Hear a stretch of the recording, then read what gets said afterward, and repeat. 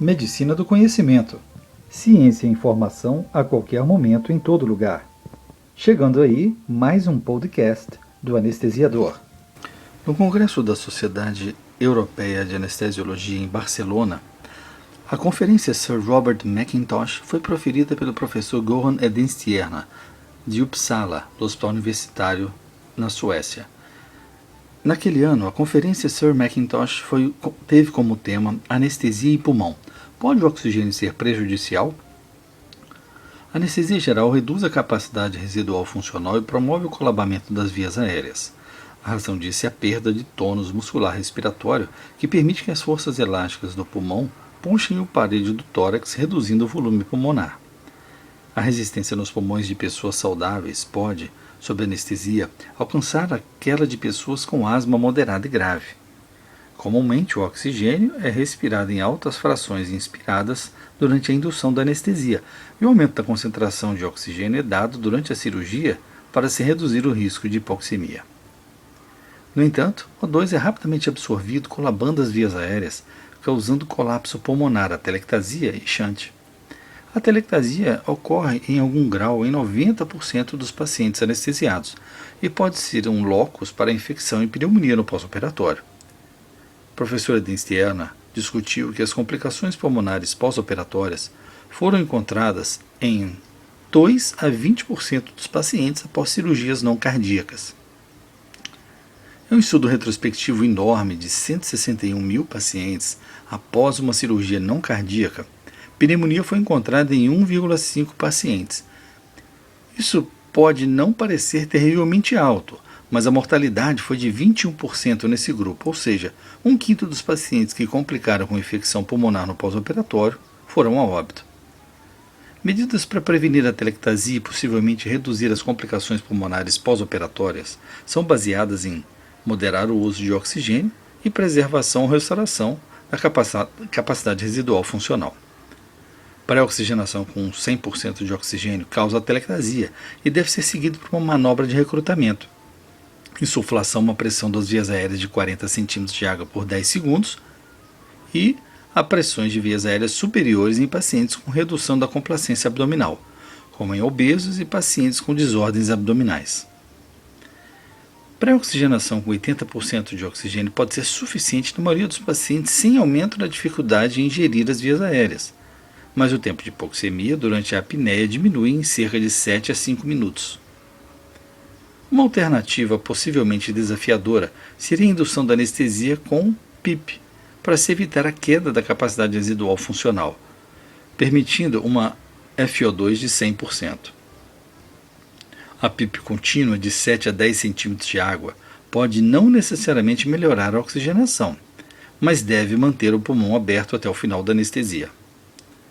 Uma concentração de oxigênio inspirado de 30 a 40% ou até menos deve ser suficiente se o pulmão for mantido aberto. O objetivo do regime anestésico deve ser entregar um paciente sem atelectasia para a enfermaria no pós-operatório e manter o pulmão aberto, disse o professor Edenstierna.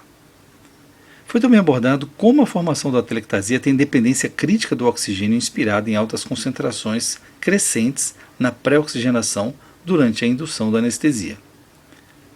Mais uma vez, a forte dependência do oxigênio.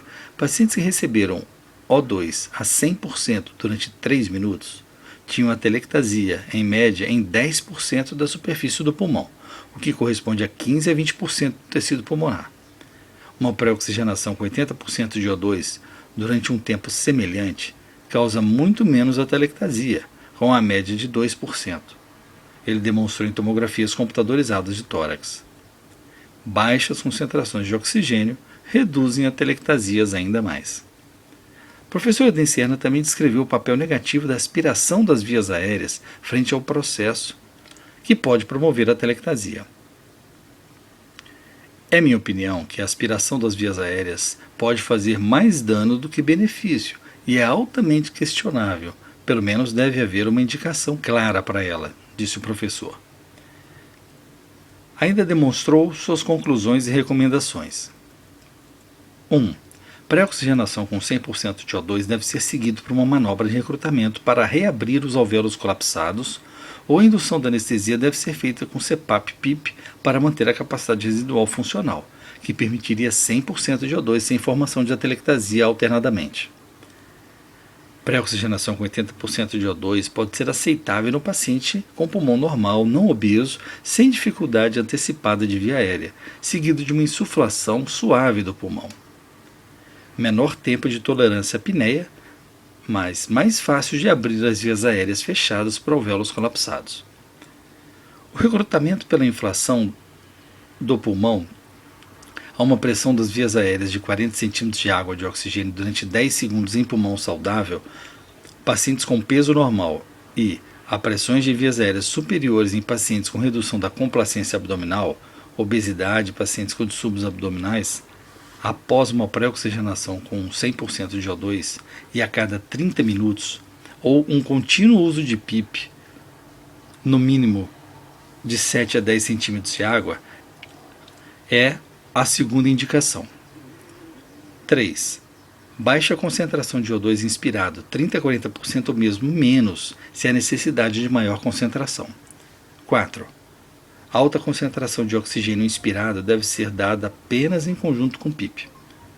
5. Alta oferta de O2 com ou sem uma manobra de recrutamento e com ou sem aspiração das vias aéreas não deve ser feito rotineiramente, mas sob indicação. 6. Entregar um paciente sem atelectasia na enfermaria de pós-operatório e manter um pulmão aberto. Esse foi mais um podcast do Anestesiador.